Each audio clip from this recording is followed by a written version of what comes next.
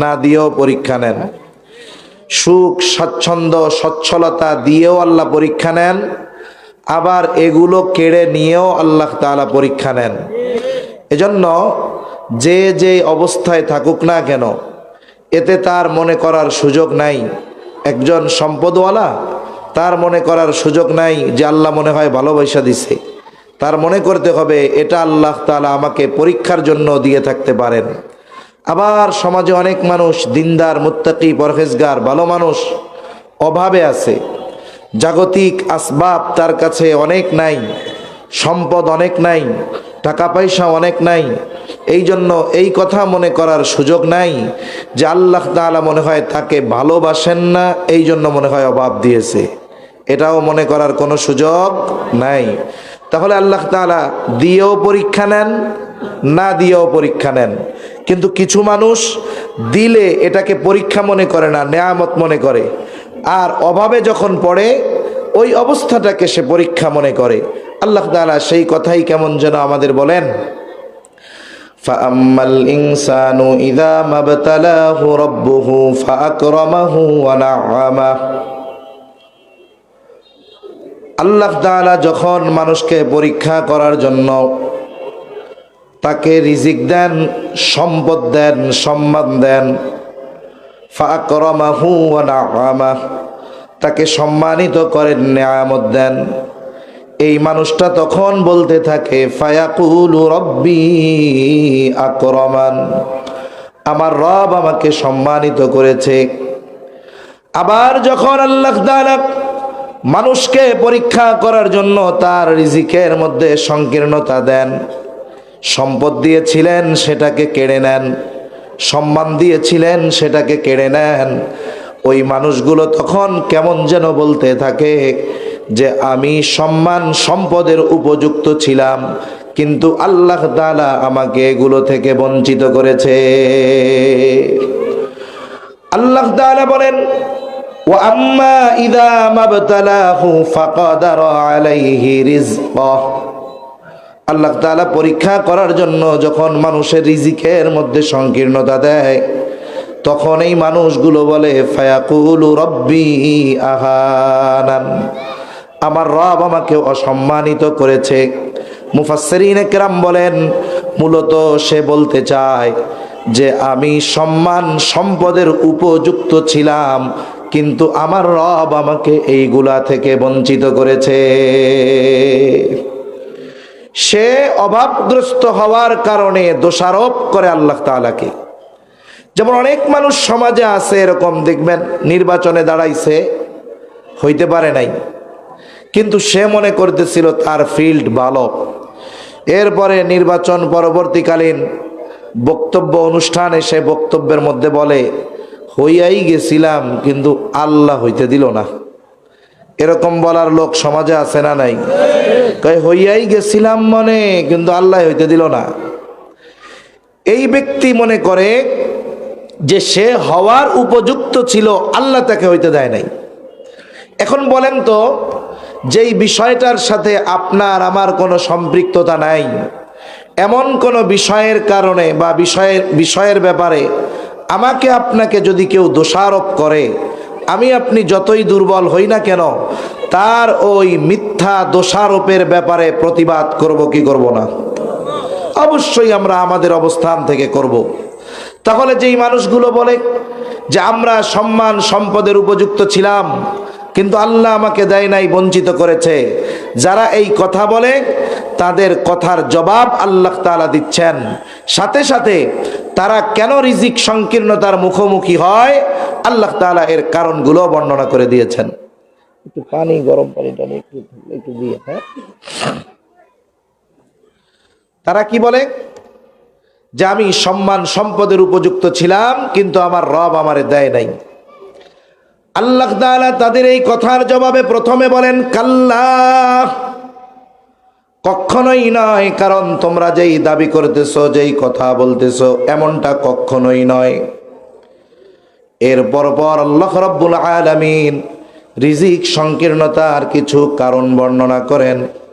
বুজুর্গানে দিন বলেন এই কারণগুলো যদি কারো মধ্যে পাওয়া যায় তাহলে তার রিজিকের মধ্যে সংকীর্ণতা চলে আসবে।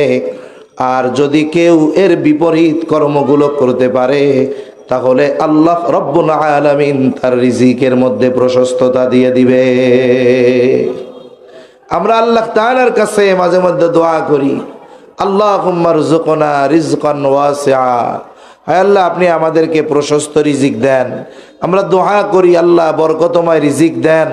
মনে রাখতে হবে, বরকত পরিমাণের সাথে সম্পৃক্ত কোনো বিষয় নয়। অনেকে বেশি হলেই এটাকে বরকত মনে করে, কম হলে মনে করে এটার মধ্যে মনে হয় বরকত নাই, কিন্তু বিষয়টা ভিন্ন। আল্লাহ তাআলা যদি চান অল্প পরিমাণের মধ্যে বরকত দিতে পারেন, আর আল্লাহ যদি চান বিপুল পরিমাণকেও বরকত শূন্য করতে পারেন কি পারেন না? পারে। তাহলে রিজিক সংকীর্ণতার এক নম্বর কারণ আল্লাহ তাআলা বলেন, বাল্লা তুকরিমুনাল ইয়াতীম। আল্লাহ রাব্বুল আলামিন এক নম্বরে বলেন, তোমাদের রিজিক সংকীর্ণতার কারণ হলো তোমরা ইয়াতীমকে সম্মান করো না।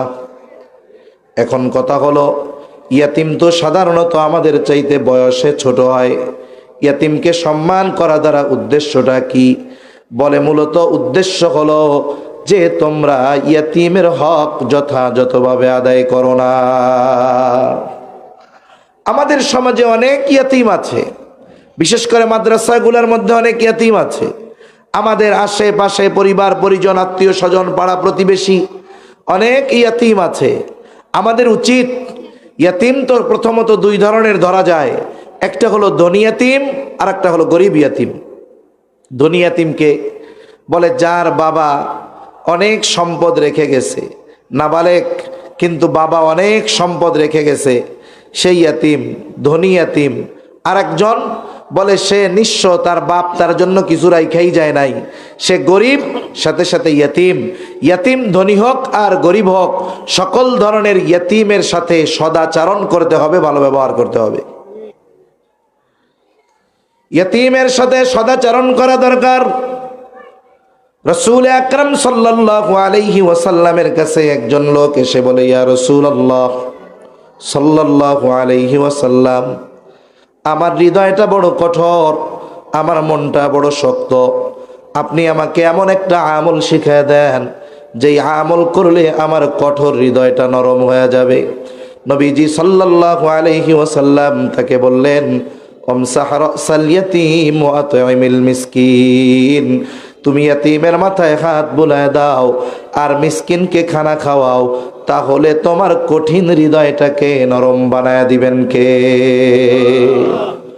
মনে রাখতে হবে, যারা কর্কশ স্বভাবের কঠোর হৃদয়ের অধিকারী, এদের চেহারা যত ভালো হোক, এরা যত উচ্চ বংশীয় হোক, মানুষ এদেরকে পছন্দ করে না, ভালোবাসে না। কিন্তু একটা মানুষ যদি কালো হয়, ভাই পানি আছে? আমি ঠান্ডা পানি না, গরম পানি লাগবে। তাহলে একটা মানুষ যদি কালো হয় কিন্তু তার দিল যদি নরম হয়, তাহলে ওই মানুষটাকে মানুষ ভালোবাসে, মোহাব্বত করে, পছন্দ করে। ঠিক কিনা বলেন? দেখেন, আমার আপনার নবী নবুয়াত প্রাপ্তির পর নবীর কাছে বেশি ঘেষত কারা? বলে যারা গরিব অসহায় তারা। অথচ নবীর কাছে টাকা পয়সা ছিল না। বিশেষ করে মক্কি জিন্দেগিতে নবীজি কাউকে টাকা পয়সা দিয়ে সাহায্য করতে পারেন নাই। এরপরেও মানুষেরা নবীজির কাছে আসতো কেন? বলে আল্লাহ তাআলা দয়া করে নবীজির দিলটারে নরম বানায় দিয়েছিলেন। এই জন্য মানুষেরা নবীজির আশেপাশে আসতো বেশি, নবীজির কাছে বসতো বেশি, নবীজির কাছে থাকতো বেশি। এই যে গরিব মানুষ, এরা যখন আসতো নবীর সাথে কেমন আচরণ করতে হবে এরা তো বুঝতো না, কিন্তু এরা হৃদয় দিয়ে নবীজিকে ভালোবাসতো। এই জন্য আল্লাহ তাআলা নবীকে বলেন যে আপনার দিল যদি কঠোর হইতো, লাং ফাকদু মিন হাউলিক, এরা আপনার আশেপাশে আসতো না, এরা আপনার আশেপাশে আইসা বসতো না। এখন এদের কোনো আচরণে যদি কোনো কষ্ট পাইয়াই যান, আল্লাহ বলেন ফাফু আনহুম, আপনি তাদের মাফ করে দেন। সাথে সাথে কি করেন? ওয়াস্তাগফির লাহুম, ওদের জন্য আল্লাহ তাআলার কাছেও আপনি মাফ চান। তাহলে তাদের মাফও করে দেন, তাদের জন্য আবার আল্লাহ তাআলার কাছে মাফও চান। বিসমিল্লাহ। টেবিল মেবিল হইলে রাখা যাইতো। তাহলে আল্লাহ তাআলা নরম হৃদয়ের মানুষ যারা, তাদেরকে মানুষ ভালোবাসে। আর নবীজি কঠোর দিলকে নরম বানানোর জন্য বললেন যে তুমি ইয়াতীমের মাথায় হাত বোলায় দাও, মিসকিনকে খানা খাওয়াও, তাহলে তোমার শক্ত হৃদয়টাকে নরম বানায় দিবেন কে? এজন্য ইয়াতীমের মাথায় আমরা হাত বুলাবো। ইয়াতীমের প্রধান হক হলো তার সাথে ভালো আচরণ করা, সে ধনী ইয়াতীম হোক আর গরিব ইয়াতীম হোক। আপনি যদি কোনো সম্পদওয়ালা ইয়াতীম তার সাথে খারাপ আচরণ করেন, তার হৃদয়ের মধ্যে কষ্ট লাগবে, আহারে আমার আব্বা যদি আজকে বেঁচে থাকতো তাহলে এই মানুষগুলো আমার সাথে খারাপ আচরণ করতো না। আর যে গরিব ইয়াতীম, যার সম্পদ নাই, টাকা পয়সা নাই, তার সাথে যদি আমরা খারাপ আচরণ করি, ও দুইটা কারণ সামনে আনবে। বলবে আহারে আজকে যদি আমার বাবা সম্পদ রেখে মারা যাইতো আর আমার বাবা যদি বেঁচে থাকতো তাহলে এই মানুষগুলো আমার সাথে কখনো খারাপ আচরণ করতো না। ইয়াতীমের সাথে ভালো আচরণ করা, এটা মুহাম্মাদুর রাসূলুল্লাহ সাল্লাল্লাহু আলাইহি ওয়াসাল্লামের কর্ম। আর ইয়াতীমের সাথে খারাপ আচরণ করা এটা আবু জেহেলের কর্ম। এখন আপনারা আমরা কার খাসলাত, কার স্বভাব গ্রহণ করব? আবু জেহেলের নাকি মুহাম্মাদুর রাসূলুল্লাহ সাল্লাল্লাহু আলাইহি ওয়াসাল্লামের? নবীজি নিজে ইয়াতীম ছিলেন, এই জন্য ইয়াতীমের কষ্ট বুঝতেন। তাহলে ইয়াতীমকে সম্মান করার অর্থ হলো 1 নাম্বার ইয়াতীমের সাথে ভালো আচরণ করা, 2 নাম্বার যদি কারো অধীনে ইয়াতীম থাকে তার সাথে খারাপ আচরণ না করা। নবীজি সাল্লাল্লাহু আলাইহি ওয়াসাল্লাম বলেন ওই ঘর কতই না উত্তম ঘর যেই ঘরে একজন ইয়াতীম আছে আর তার সাথে ভালো আচরণ করা হয়। ওই ঘর কতই না নিকৃষ্ট ঘর যেই ঘরে একজন ইয়াতীম আছে আর তার সাথে খারাপ আচরণ করা হয়। বুজুর্গানে দিন বলেন যেই ঘরে ইয়াতীম আছে আর তার সাথে ভালো ব্যবহার করা হয়, ওই ঘরের মধ্যে আল্লাহ তাআলা রহমত বরকত দিয়া ভরপুর করে দেয়। আর যেই ঘরে ইয়াতীম তার সাথে অসৎ আচরণ করা হয়, আল্লাহ তাআলা ওই ঘর থেকে রহমত বরকত উঠায় নিয়ে যায়। মনে রাখবেন, যদি আপনার কোনো আত্মীয় স্বজন এতিম থাকে, আপনার কাছে সে ভালো খাইতে চায় না, আপনি যদি তাকে লবণ ভাত মরিচ পেঁয়াজ দিয়াও খাওয়ান, কিন্তু তার সাথে যদি ভালো আচরণ করেন সে খুশি হয়ে যাবে। ঠিক কিনা বলেন? আমার আপনার নবী এতিম, নবীর বয়স তখন 8 বছর। আব্দুল মুত্তালিব জীবনের অন্তিম সময় অতিবাহিত করতেছে। আব্দুল মুত্তালিবের যতগুলো সন্তান ছিল, সব সন্তানগুলার মধ্যে সবচাইতে দরিদ্র ছিল আবু তালেব। অন্যান্য সন্তানেরা আবু তালেবের তুলনায় ধনী ছিল, সম্পদওয়ালা ছিল, কিন্তু আবু তালেব, আব্দুল মুত্তালিব একেবারে জীবনের অন্তিম সময় অন্যান্য সম্পদওয়ালা সন্তানদের কাছে আমার আপনার নবীর অভিভাবকত্বের দায়িত্ব দেন নাই। কিন্তু সব চাচারাই নবীকে ভালোবাসতেন, কোনো সন্দেহ নাই, কিন্তু সবার চাইতে আবু তালেব বেশি ভালোবাসতো। কিন্তু আবু তালেব সবচাইতে গরিব ছিল। আব্দুল মুত্তালিব সম্পদের দিকে খেয়াল না করে খেয়াল করেছে যে মুহাম্মদকে কে বেশি ভালোবাসে। এই বিষয়টা খেয়াল করে আবু তালেবকে ডেকে বলে, আবু তালেব, আমার মৃত্যুর পর থেকে নিয়ে তুমি মুহাম্মাদের অভিভাবক হিসাবে থাকবা, তার অভিভাবকত্বের দায়িত্ব আমি তোমার হাতে দিয়ে গেলাম। এইখানে আব্দুল মুত্তালিব সম্পদকে প্রাধান্য দেন নাই, প্রাধান্য দিয়েছে কিসে? বলে কে বেশি ভালোবাসে এটাকে। এজন্য কারো ঘরে যদি ইয়েতিম থাকে, আপনি তাকে গোশত পোলাও দিয়ে খাওয়ান, আবার সাথে সাথে কষ্ট দেন, কাজের লোকের মতো কাজ করান, এতে সে কষ্ট পাবে। কিন্তু আপনার ঘরে যদি ইয়েতিম থাকে, আপনি যদি তাকে শুটকি দিয়াও খাওয়ান, আলু ভর্তা ডাল দিয়াও খাওয়ান, কিন্তু তার সাথে যদি ভালো আচরণ করেন সে খুশি হয়ে যাবে। ঠিক কিনা বলেন?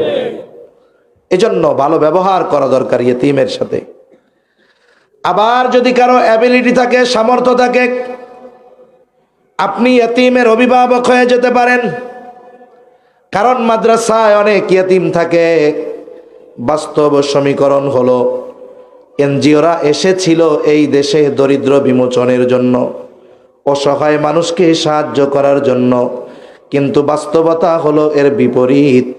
এনজিওরা এই দেশে এসে উন্নতির নামে সুদে টাকা দিয়া মানুষদেরকে বস্ত্রহীন ঘরহীন করে ফেলতেছে, সাথে সাথে ঘরের মধ্যে হারাম ঢুকায়া দিচ্ছে।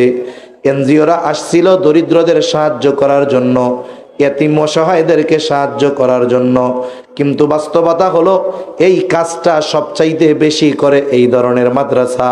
খোঁজ নিয়ে দেখেন বাংলাদেশের এমন কোনো মাদ্রাসা নাই যেই মাদ্রাসায় 2-4-10টা ইয়েতিম ছোট মাদ্রাসা হইলেও ফ্রি লেখাপড়া করে। আবার বড় বড় প্রতিষ্ঠান আছে, শত শত ইয়েতিম আছে। আপনি আসেন, আইসা হুজুরকে বলেন, মুহতামিম সাহেবকে বলেন, হুজুর আমি একটা ইয়েতিমের অভিভাবক হতে চাই, আমি তার সব খানা পিনা খরচের দায়িত্ব নিতে চাই, মাসে 2000 খরচ দিয়ে দিতে চাই। আরে আপনার পুরা বিষয়টার দায়িত্ব নেওয়ার অ্যাবিলিটি নাই। আপনি হুজুরকে আইসা বলেন, হুজুর একজন ইয়েতিমের সারা বছরের জামার খরচটা আমি দিয়ে দিব। হুজুর আমি একটা ইয়েতিমের সারা বছরের তেল পানির খরচটা দিয়ে দিব, সারা বছরের জুতার খরচটা দিয়ে দিব। পুরা না হোক একটা অংশের অভিভাবকত্ব হলেও গ্রহণ করা দরকার। তাহলে লাভ কি হবে? নবীজি বলেন, আনা ওয়া কাফিলুল ইয়াতীম কাহাতাইনি ফিল জান্নাহ। নবীজি বলেন আমি আর ইয়াতীমের অভিভাবক জান্নাতের মধ্যে অবস্থান করব। কেমনে? এই কথা বলে নবীজি এই 2টা আঙ্গুল ইশারা দিয়ে দেখায়া দিলেন। এই 2টা আঙ্গুল যেমন পাশাপাশি অবস্থানরত, নবীজি বলেন আমি আর ইয়াতীমের অভিভাবক ওই রকম জান্নাতের মধ্যে পাশাপাশি অবস্থান করব। দুনিয়ায় সামান্য এক নেতার পাশে বসার জন্য কত চেষ্টা মানুষ করে, নেতার সাথে একটা ছবি তোলার জন্য কত বাহানা করে, তাল বাহানা করে। আর নবী বেশি চিন্তা করতেন যে জান্নাতে যে যাব, জান্নাতে গিয়া কি নবীরে দেখতে পাবো। তাদের চিন্তা কি ছিল? যে জান্নাতে গিয়া কি নবীরে দেখতে পাবো, এই চিন্তা তাদের মধ্যে ছিল। এক গ্রাম্য সাহাবী একদিন নবীজির কাছে আসছে। গ্রামের মানুষ অনেক সময় আছে, এই মানুষগুলো সহজ সরল, আমরা তাদের সহজ সরলতাকে মূর্খতা মনে করি, কিন্তু আসলে এই মানুষগুলার মধ্যে মনের মধ্যে কোনো দোষ ত্রুটি নাই। আসছে, যা মন চাই কইয়া দিছে। এখন নবীজি একজনের সাথে কথা বলতেছে। আদব হলো আপনি যখন কারোর সাথে কথা বলবেন, ওই কথা চলাকালীন সময় আমি গিয়ে আপনাকে ডিস্টার্ব না করা। আপনি যখন ফ্রি তখন গিয়ে আমি আমার বিষয়টা জানতে যাব। এখন গ্রাম্য সাহাবী, সে তো বুঝে না। নবীজি একজনের সাথে কথা বলতেছে, সে গিয়া নবীরে জিজ্ঞাসা করে, ইয়া রাসূলুল্লাহি মাতা সাআ, হে আল্লাহর রাসূল কিয়ামত কখন হবে? লোকটা জিজ্ঞাসা করতেছে, হে আল্লাহর রাসূল কিয়ামত কখন হবে? নবীজি ওই ব্যক্তির সাথে কথা শেষ করার পর ওই ব্যক্তিকে খুঁজে, কোথায় ওই ব্যক্তি যে আমাকে জিজ্ঞাসা করেছে কিয়ামত কখন হবে? এই ব্যক্তির জিজ্ঞাসা করার ভাব একটু ভিন্ন রকম ছিল। তার জিজ্ঞাসা করার ভাবটা এই রকম যে সে কিয়ামতের জন্য প্রস্তুত, কিন্তু কিয়ামত আসতেছে না। এই জন্য নবীজি সাল্লাল্লাহু আলাইহি ওয়াসাল্লাম তাকে পাল্টা প্রশ্ন করলেন, মা আদাত্তা লাহা, তুমি কিয়ামতের জন্য কি পাথেয় সংগ্রহ করেছো? লোকটা সহজ সরল মানুষ, সহজ সরল জবাব বলে, আমি আল্লাহ এবং তার রাসূলকে ভালোবাসি। নবীজি তার এই কথার জবাবে বলেন, আলমারউ মাআ মান আহাব্বা, যে যাকে মোহাব্বত করে তার সাথে অবস্থান করবে, থাকবে। তার মানে যে যাকে মোহাব্বত করে জান্নাতে তার সাথে থাকবে। লোকটাই কথা শুনে বাড়ির দিকে হাঁটা দিল। হাদিস বর্ণনাকারী হযরত আনাস রাদিয়াল্লাহু আনহু এর কথা আছে না, রাসূলুল্লাহ সাল্লাল্লাহু আলাইহি ওয়াসাল্লাম বলেন, মান বানা লিল্লাহি মসজিদান বানাল্লাহু লাহু বাইতান ফিল জান্নাহ, যে আল্লাহর জন্য মসজিদ বানাবে, আল্লাহ তাআলা তার জন্য জান্নাতের মধ্যে ঘর নির্মাণ করবে। এখন এই ফজিলত শুনে যদি প্রত্যেকেই একটা মসজিদ বানানো শুরু করে, তাইলে তো সে ইমাম মুয়াজ্জিন খুঁজে পাওয়া যাইব না। তার মানে যদি কেউ মসজিদ বানানোর কাজে অংশগ্রহণ করে, যেই শরীক হবে মসজিদ বানানোর কাজে, তাকেই আল্লাহ তাআলা তার জন্য জান্নাতের মধ্যে ঘর নির্মাণ করবে। এখন একজনের অ্যাবিলিটি নাই পুরাপুরি একজন ইয়তিমের খরচ চালানো, সে যতটুকু সামর্থ্য আছে ততটুকুর বিষয়ে ইয়তিমের অভিভাবকত্বের দায়িত্ব যদি গ্রহণ করে, আল্লাহ তাআলা যদি চায় তাহলে তাকে পরিপূর্ণ ফজিলত প্রদান করতে পারেন কি পারেন না? এজন্য আমরা যদি সম্ভব হয় আমরা চেষ্টা করব ইয়তিমের কোনো একটা বিষয়ের দায়িত্ব নিয়ে কমপক্ষে ওই বিষয়ের ক্ষেত্রে অভিভাবক হয়ে যাওয়ার। তাহলে কি হবে? বলে জান্নাতে নবীর সাথে থাকার সৌভাগ্য নসিব হয়ে যাবে। আর একটা বিষয়ে সর্বোচ্চ সতর্ক থাকব, আমার আপনার দ্বারা যেন ইয়তিমের সম্পদ কখনো বক্ষণ না হয়ে যায়। সাধারণভাবে অন্য কারো সম্পদ বক্ষণ করা খারাপ। আল্লাহ তাআলা বলেন, ওয়ালা তাকুলু আমওয়ালাকুম বাইনাকুম বিল বাতিল, তোমরা অন্যায়ভাবে কারো সম্পদ বক্ষণ করো না। এই যে দুনিয়ার মধ্যে দেখেন মানুষ মানুষের সাথে জমির আইল নিয়ে ঠেলাঠেলি, সীমানা নিয়ে ঠেলাঠেলি, অনেকে যাই না বুঝা অপরেরটা জোর কইরা খায়, আছে না নাই? কত বড় শাস্তি! নবী বলেন, কেউ যদি দুনিয়ায় কারো সম্পদ 1 বিঘত পরিমাণ অন্যায়ভাবে ভক্ষণ করে, আল্লাহর নবী বলেন কিয়ামতের দিন ওই ব্যক্তির গলায় 7 তবক জমিন পেঁচায় দেওয়া হবে। মানুষেরা বুঝতে পারবে যে এই ব্যক্তি দুনিয়ায় অন্যায়ভাবে অন্যের সম্পদ ভক্ষণ করত।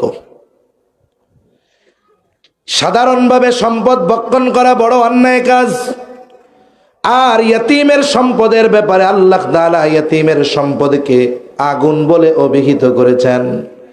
এই জন্য আল্লাহ তাআলা কোরআনুল কারীমের মধ্যে বলেন, ইন্নাল্লাযীনা ইয়াকুলুনা আমওয়ালাল ইয়াতামা যুলমা ইন্নামা ইয়াকুলুনা ফি বুতুনিহিম নারা ওয়া সায়াসলাউনা সাঈরা।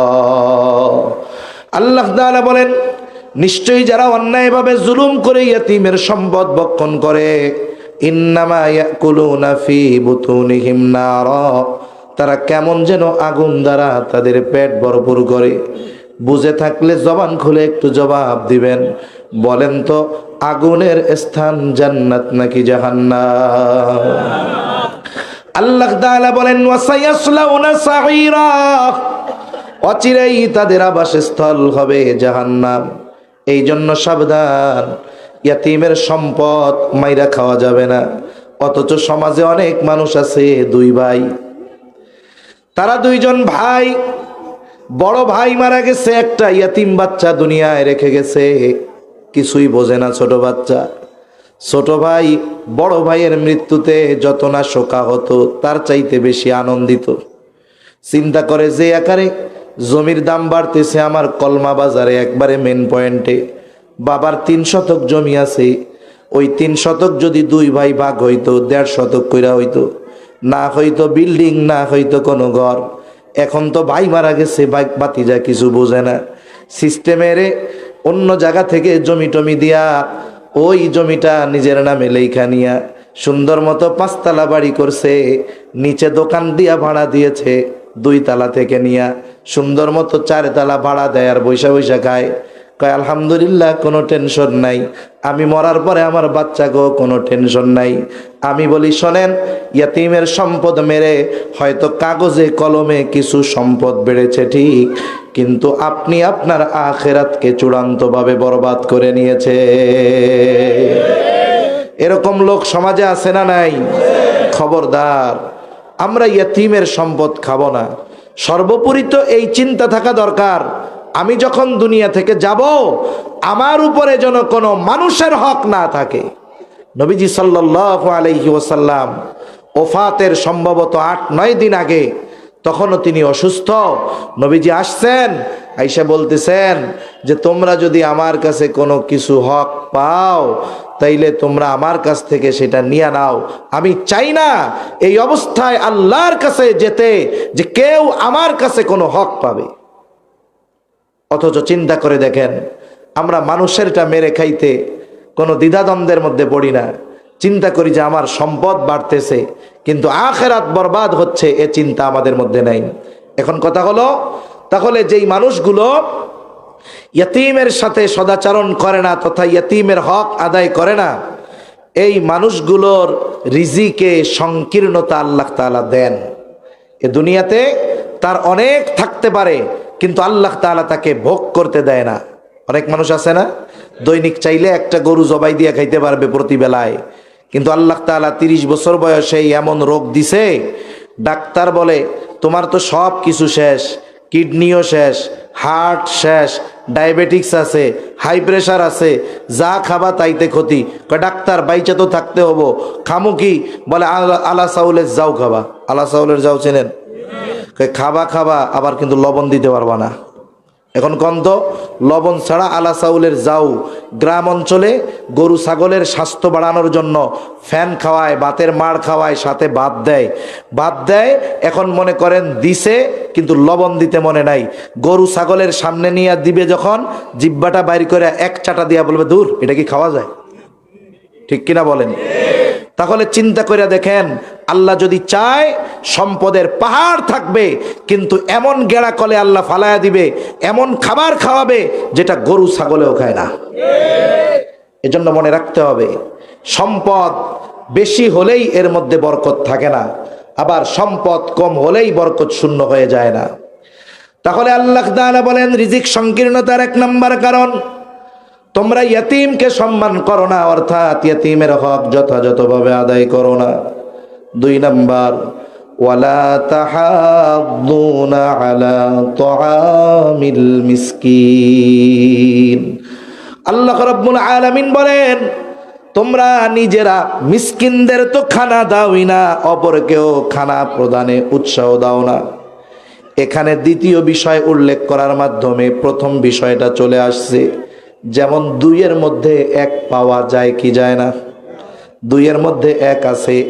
এখানে আল্লাহ তাআলা বলতেছে তোমরা মিসকিনদের খানা প্রদানে উৎসাহ দেও না।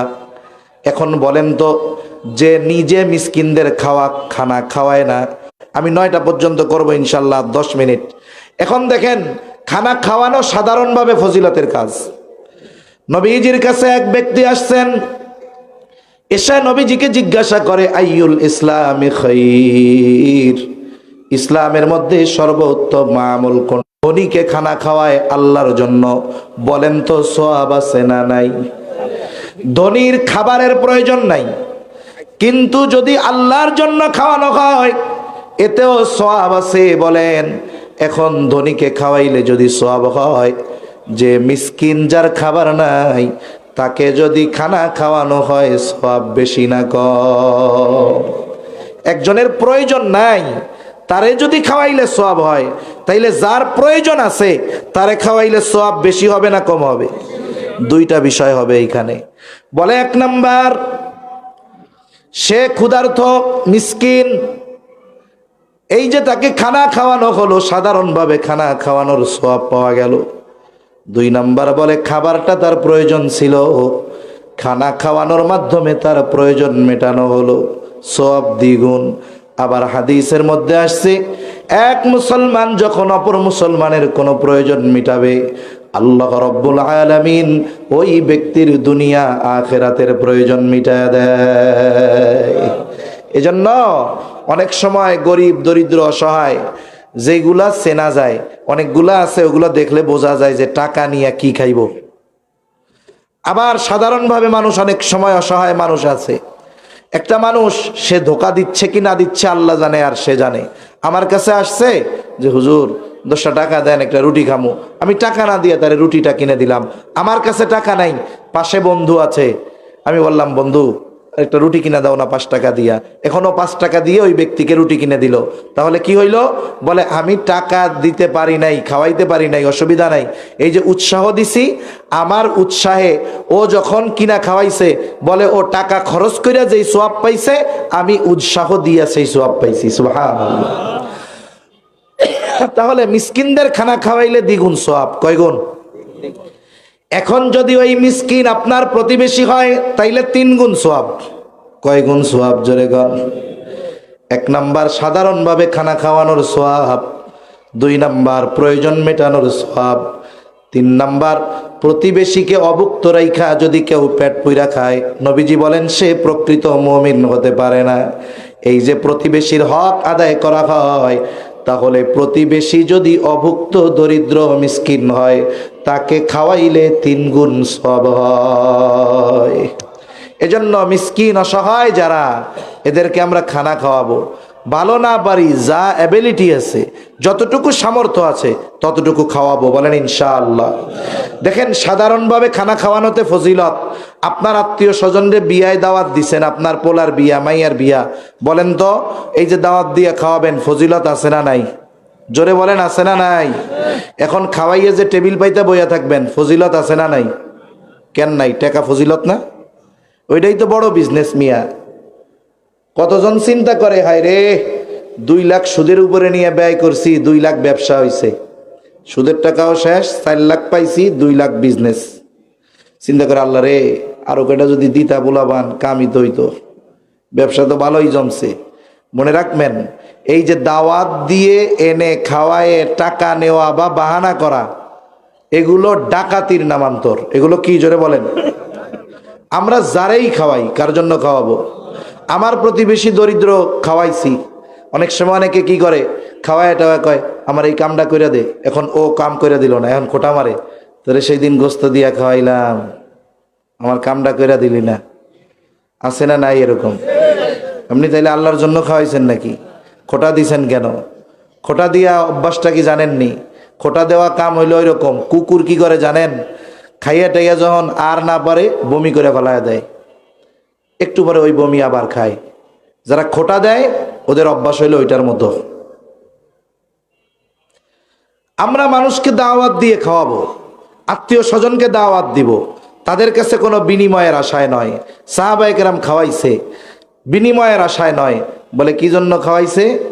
বলে ইন্নামা নুতঈমুকুম লিওয়াজহিল্লাহি লা নুরিদু মিনকুম জাযাআও ওয়ালা শুকুরা। তারা কি বলে? বলে আমরা তোমাদের খানা খাওয়াইছি লিওয়াজহিল্লাহ। কার জন্য? জোরে বলেন। যেহেতু আল্লাহর জন্য খানা খাওয়াইলাম, লা নুরিদু মিনকুম জাযাআ, তোমাদের কাছে আমরা কোনো দোকান ভাড়া খেয়েছো, জমিনের ফসল খেয়েছো, গাছের ফল খেয়েছো, কোনো দাবি নাই। এখন থেকে আমাদের সম্পদ আমাদের বুঝায়া দাও, আর যদি তুমি রাখতে চাও ন্যায্য মূল্যটা আমাদের দিয়ে দাও। বলেন তো 20 বছর ভাই যত মোহাব্বত করছে বোনদেরকে, যখন বোনরা তার হক বুঝে নেওয়ার জন্য আসছে, বলেন তো ভাই খুশি হবে নাকি বেজার হবে? চেহারা পুইড়া কড়াইয়ের কালির মতো হয়ে যাইব। কইব সম্পদ তো নিবি না, সম্পর্কটা শেষ কইরা যাবি। তার মানে তুমি এতকাল সম্পর্ক রাখছো সম্পদের লোভে, ঠিক কিনা বলেন? এতকাল বেড়াইতে আসলে বলতো এই এবার কিন্তু বেশি দিন থাকতে হইব, যাওয়া যাইব না। আর সম্পদ নেওয়ার পরে যখন বোন বেড়াইতে আসছে, আইসো কে, সব তো নিয়েই গেছো, যাবা কবে? এরকম কয় কি কয় না? এই ধরনের কিছু লোক আছে যারা ওয়ারিসি সম্পদ সব একা খেয়ে ফেলার ধান্দা করে। খবরদার, এটা করা যাবে। এরপরে আল্লাহ তাআলা বলেন ওয়া তুহিব্বুনাল মালা হুব্বান জাম্মা। পরিপূর্ণ মালের মোহাব্বত, সম্পদের মোহাব্বত, এটা 2টা বিষয় আসতে পারে। বুজুর্গানে দিন বলেন, মানুষ দুনিয়ায় যত অন্যায় করে, অপরাধ করে, এটা দুনিয়ার মোহাব্বতেই করে। যে সুদ খায় দুনিয়ার কারণে খায়, ক্ষমতার জন্য মানুষ মারে, বলে দুনিয়ার কারণেই এটা করে। আপনি আমি যতগুলো পাপ দেখব, একটু যদি গভীর চিন্তা করি, প্রত্যেকটা পাপের পেছনে লুকায়া আছে দুনিয়া। এই জন্য নবীও বলেন হুব্বুদ দুনিয়া রাসু কুল্লি খাতিয়া। দুনিয়ার মোহাব্বত সকল গুনাহের মূল। এখন কথা হলো হুজুর, তাইলে কি টাকা পয়সা উপার্জন বাদ দিয়ে দিব নাকি? বলেন না। আপনি টাকা পয়সা উপার্জন কেন বাদ দিবেন? মালদার হইতে মানা নাই, তবে দিনদার হইতে হবে, ঠিক কিনা বলেন? আপনি দিনদার মালদার হন। এই যে বাংলাদেশের অনেক মাদ্রাসা, এত মাদ্রাসা, এই মাদ্রাসাগুলোয় দেখেন এতিমরা খায়, গরিব অসহায়রা খায়, মাদ্রাসার ঘর বাড়ি বানায় দেওয়া হয়। আমি আপনি কয় টাকা মাদ্রাসায় সহযোগিতা করি, কিন্তু দেখা যায় এমন কিছু আল্লাহর বান্দা আছে মাদ্রাসায় কোটি কোটি টাকা দান করে, এরপরে হুজুররা আইসা বলে, হুজুর আল্লাহর রাস্তে আমার নামটা কিন্তু বলবেন না। এইরকম দিনদার মালদার সমাজে আছে না নাই? আপনি মালদার হন, তবে সাথে দিনদার হতে হবে। দিনকে বাদ দিয়ে মাল উপার্জন করা যাবে? দুনিয়া উপার্জন করা মানা না, বৈধ পন্থায় উপার্জন করেন। আরে নৌকা চলার জন্য তো পানির দরকার, পানি ছাড়া নৌকা অচল। বলে পানির সাথে নৌকার একটা হৃদ্রতার সম্পর্ক আছে। বলেন তো, ওই নৌকা চলার জন্য পানির প্রয়োজন, ওই পানিটাই যদি নৌকার মধ্যে চলে আসে তাহলে এটা হয়ে যাবে নৌকা ধ্বংসের কারণ। দুনিয়ায় চলতে সম্পদের প্রয়োজন, তবে সম্পদের কারণে দিনকে বাদ দেওয়া যাবে না। যদি সম্পদ উপার্জন করতে গিয়া দিনকে বাদ দেয় তাহলে ধ্বংস হয়ে যাবে। আর সম্পদ উপার্জন করতে গিয়ে যদি দিনকে বাদ না দেয়, প্রাধান্য দেয়, বলে ওই সম্পদ তার দুনিয়ার অলংকার হিসাবে অভিহিত হবে। আল্লাহ তাআলা কোরআনে বলছে না যে আল মালু ওয়াল বানুনা জিনাতুল হায়াতিদ দুনিয়া, মাল সন্তান এটা দুনিয়ার অলংকার। আবার আর এক জায়গায় আল্লাহ বলেন ইন্নামা আমওয়ালুকুম ওয়া আওলাদুকুম ফিতনা, সন্তান সম্পদ এটা হলো তোমাদের জন্য পরীক্ষা। বলে অলংকার কখন হবে?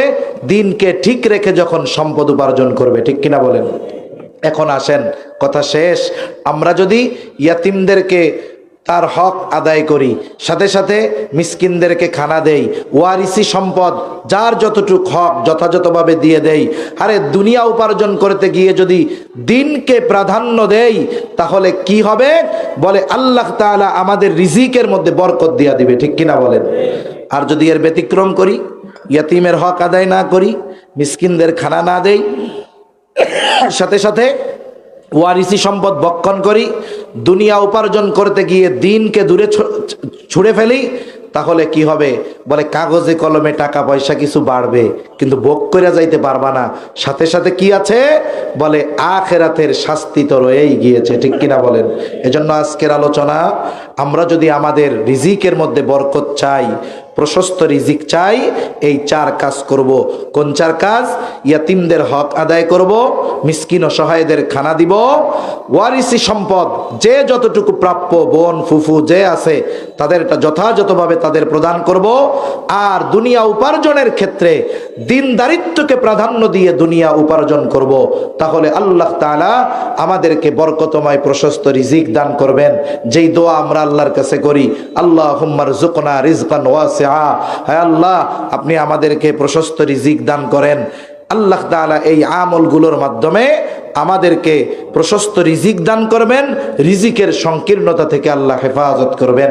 আল্লাহ সুবহানাহু ওয়া তাআলা আমাদের সবাইকে কথাগুলো বুঝবার, আমল করবার তৌফিক দান করেন। সকলে বলি আমিন। ওয়া আখিরু দাওয়ানা আনিল হামদুলিল্লাহি রাব্বিল আলামিন। আসসালামু আলাইকুম ওয়া রাহমাতুল্লাহি ওয়া বারাকাতুহু।